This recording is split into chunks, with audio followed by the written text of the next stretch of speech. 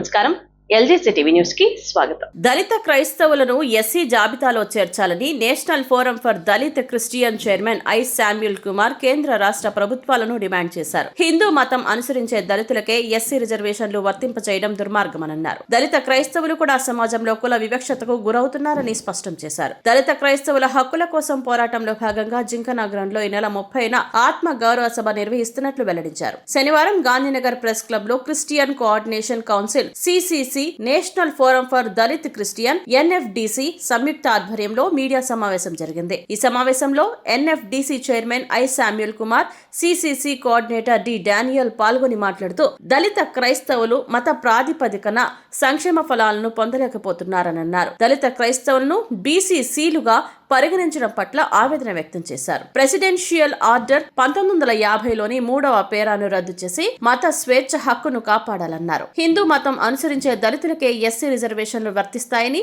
రాజ్యాంగ విరుద్ధమైన నిబంధనను ఎత్తివేయాలన్నారు. కుల వివక్ష, అంటరానితనం అనుభవిస్తున్న దళిత క్రైస్తవులను ఎస్సీ జాబితాలో చేర్చాలన్నారు. సిక్కు, బౌద్ధ మతాల దళితులకు ఎస్సీ రిజర్వేషన్లు ఇచ్చినట్లే దళిత క్రైస్తవులకు కూడా ఇవ్వాలన్నారు. క్రైస్తవ మత ప్రచార హక్కులను హరిస్తున్న మత మార్పిడి చట్టాలను రద్దు చేయాలన్నారు. క్రైస్తవులపై జరుగుతున్న దాడులను అరికట్టి రక్షణ కల్పించాలన్నారు. ఈ నెల 30వ తేదీ జింకనా గ్రౌండ్ లో ఆత్మ గౌరవ సభ నిర్వహిస్తున్నట్లు చెప్పారు. ఈ కార్యక్రమానికి పెద్ద ఎత్తున దళిత క్రైస్తవులు హాజరై విజయవంతం చేయాలని కోరారు.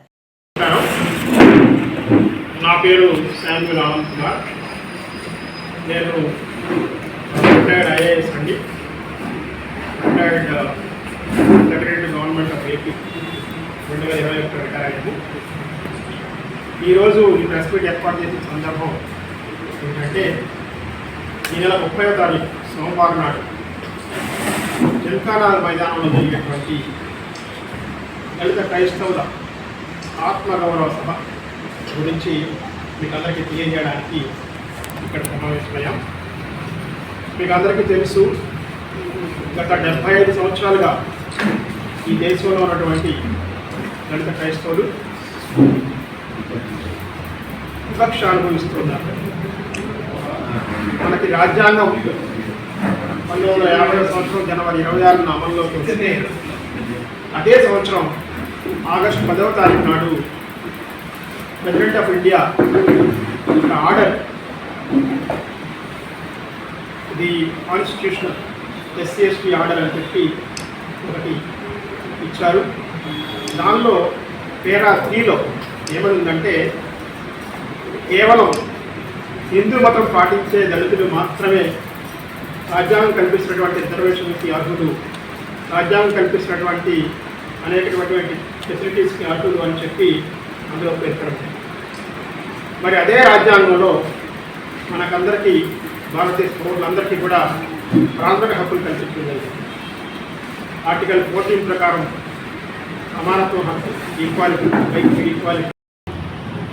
రాష్ట్రంలో ఉన్న దళిత క్రైస్తవులు అందరూ ఎవరైతే ఈ ప్రసారం ముఖ్యంగా చూస్తున్నారో, నా మాటలు వింటున్నారో, వారందరూ కూడా పెద్ద సంఖ్యలో వారు, వారి మిత్రులు, వారి కుటుంబ సభ్యులు అందరూ కూడా ఈ మీటింగ్కి తరలి రావాలని చెప్పి నేను మనస్ఫూర్తిగా కోరుకుంటున్నాను. ఈనాడు నాతో పాటు ఇక్కడ ఈ క్రిస్టియన్ కోఆర్డినేషన్ కౌన్సిల్, అలాగే నాకు ఒక ఆర్గనైజేషన్ ఉంది, నేషనల్ ఫోరం ఫర్ దళిత్ క్రిస్టియన్స్కి. ఈ 2 ఆర్గనైజేషన్స్ కలిపి దీన్ని ఆర్గనైజ్ చేస్తూ ఉన్నాయి. ఇవాళ క్రిస్టియన్ కోఆర్డినేషన్ కౌన్సిల్ తరఫున డానియల్ గారు ఇక్కడ ఉన్నారు.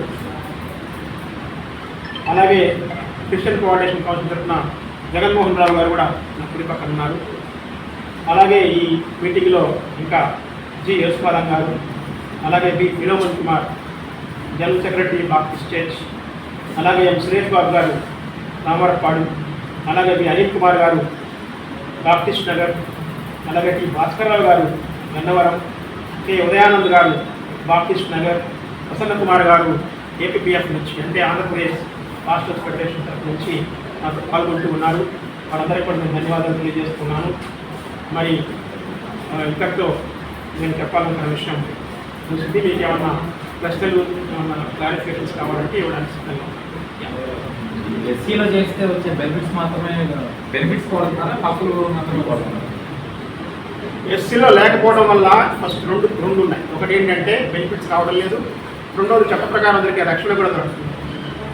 ఎస్సీలు ఏవైతే అనుభవిస్తున్నారో హింస, అది కేసులు కూడా అనుభవిస్తాం. కానీ వాళ్ళకి చట్ట ప్రకారం రక్షణ దొరకట్లేదు.